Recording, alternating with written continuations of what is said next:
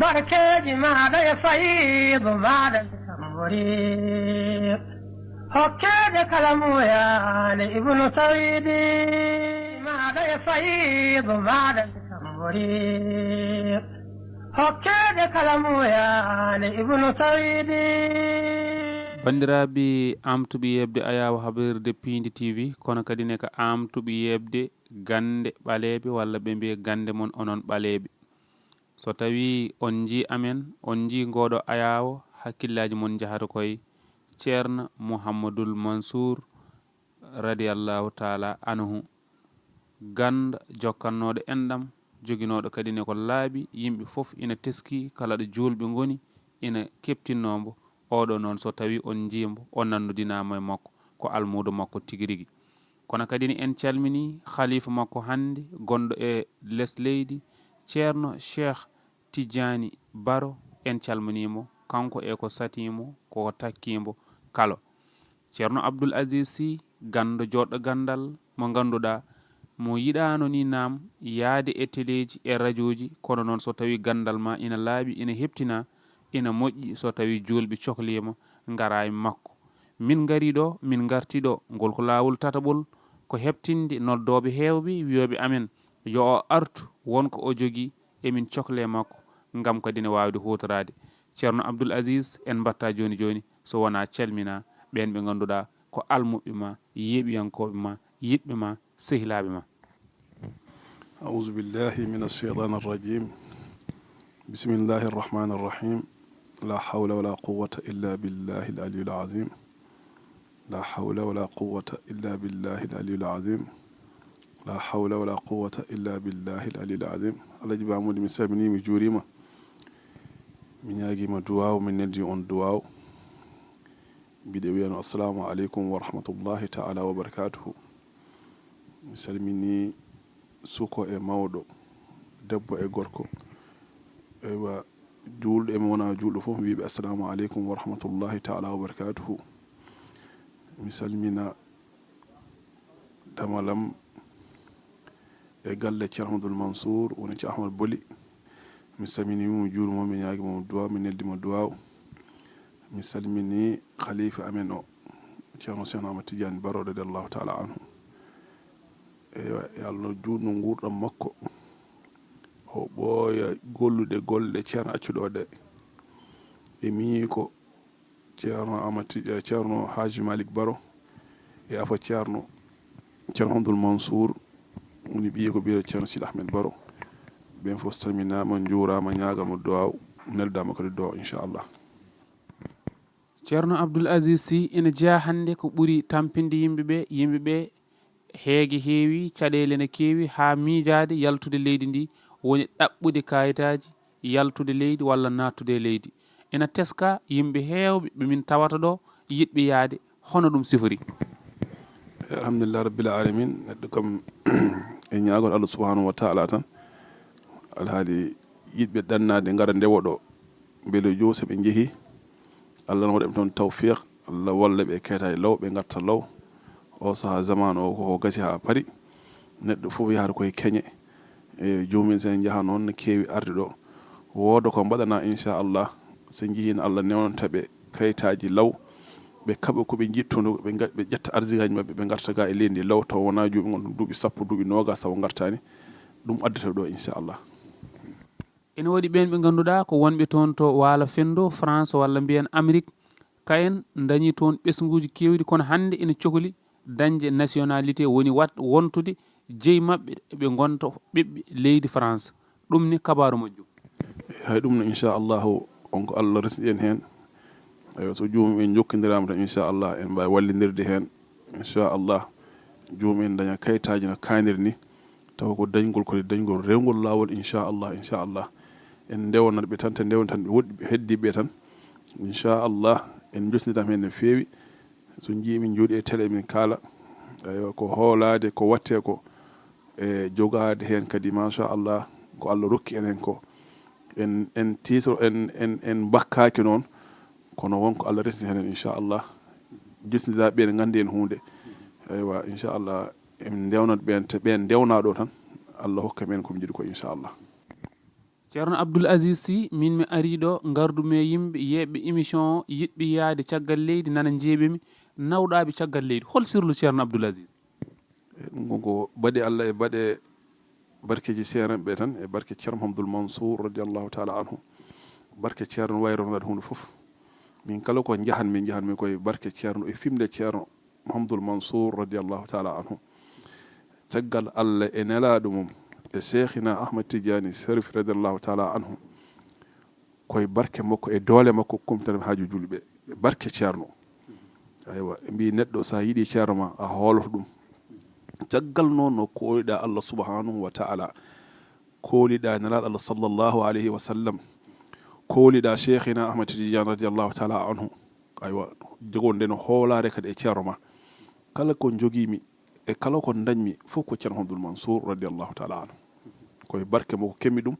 koye fimde moko kemmi ɗum inchallah mawla inchallah ɗum noon ko noon e barke Serigne Mouhamadoul Mansour radiallahu taala anhu pewɗen koye nana anni yimɓe seyɗaneji waɗini hay rewɓe wondoɓe e mawɓe mumen e nder galleji taw mbawrata walla debbo jooɗo e nder galle tan tikka wayno piyaɗo taw fiyaka ɓe mbi ko seyɗaneji kono noon ceerno Abdoul Aziz Sy mo ceerno Mouhamadoul Mansour Bara aɗa jogui hen ko laaɓi. eyyi alhamdulillah rabbil alamin fof koye barke ceerno radiallahu taala anhu aɗa wayra onon jooɗi e nder galle mon tan oɗon gona eɗen jewta oɗon jala a tinta tan ha joomum ummo tan addanma yeeso wongo nga anda e muɗum ɗum no wattum ko seyɗane gonɗo e nder galle he so ummimi oɗo tan fayo oya yimɓe ne kaɓa ɓe ganda ni ko waddi ɓe sahaji yimɓe ne kaɓa ha mbarodira ha kaɓa haade wulde jaw sa joƴƴinima e nder sal holko waddi on goto fof wiyata ko mindem anda ni ko waddi min ko waddi on ko noon nan e nder galle he on ganda ɗum on noon so yaltani e galle o inchallah galle on jaam dañjaki hen te kala jogui jooɗiɗo e galle mum yiiɗi ko daña jaam e galle mum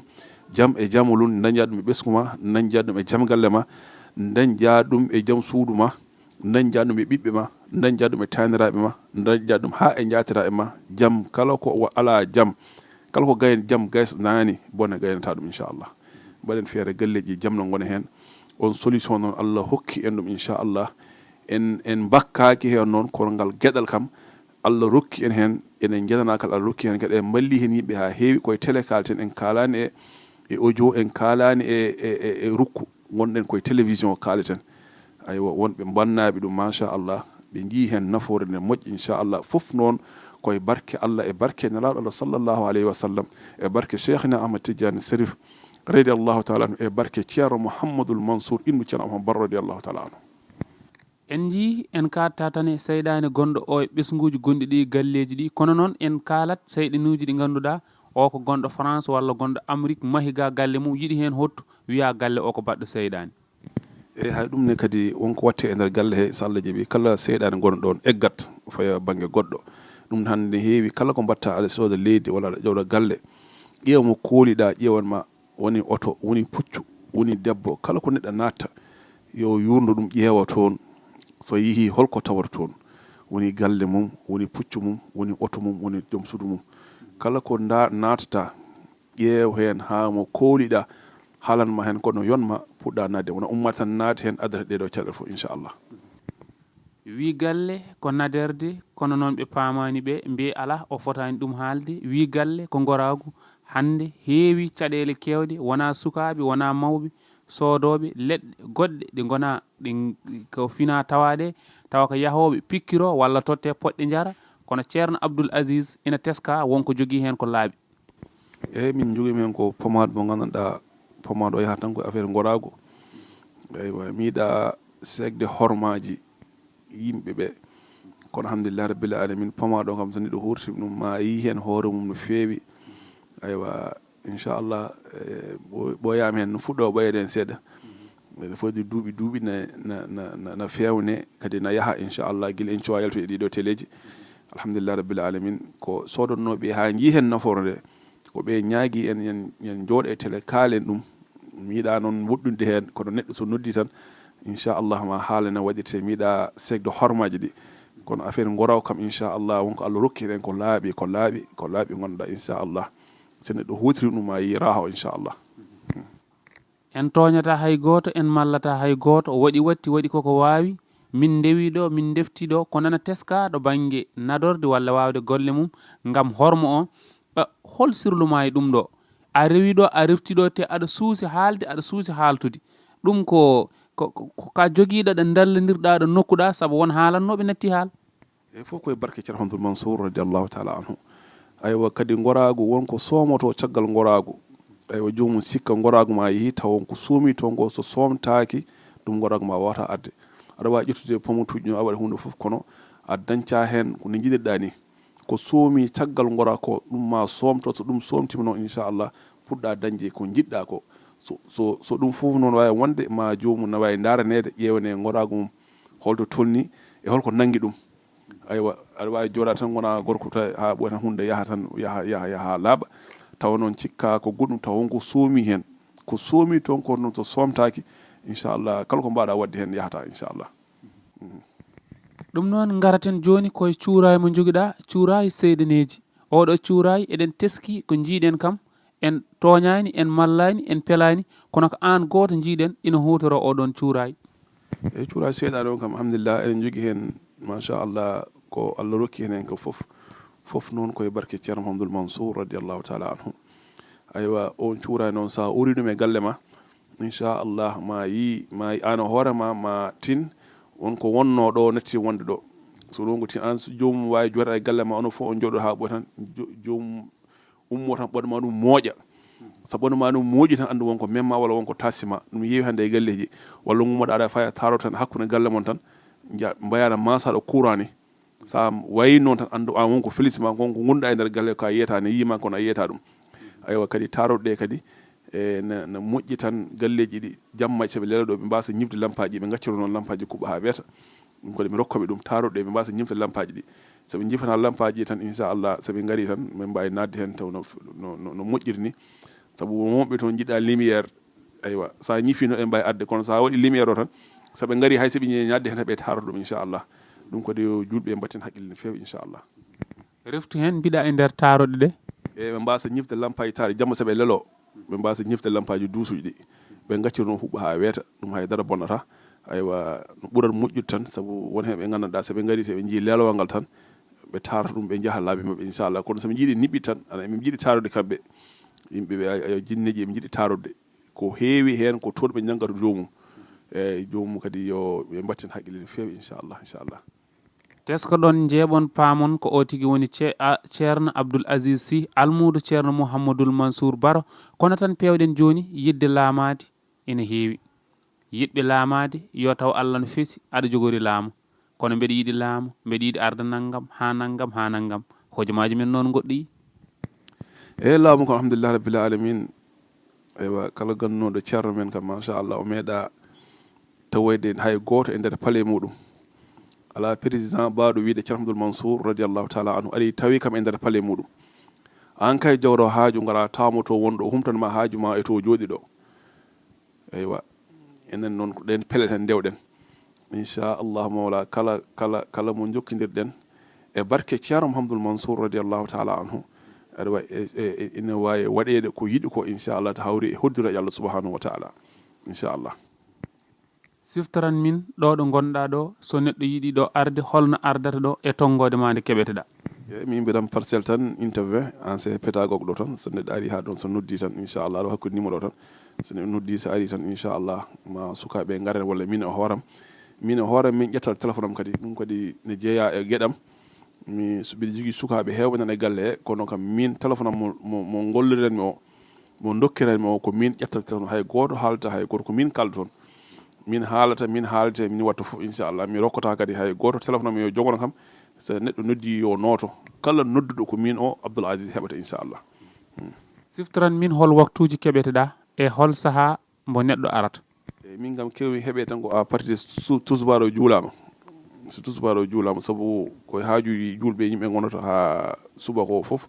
ha 8 heures ha juule salatu ha waɗi e wasifa e waɗi foof inchallah nden fof fuɗɗo lettade seeɗa foof to daña ɓandu mum seeɗa 14 heures kam inchallah kala noddu fof ma heɓen inchallah hol erago ngo eroɗa ɓen ɓe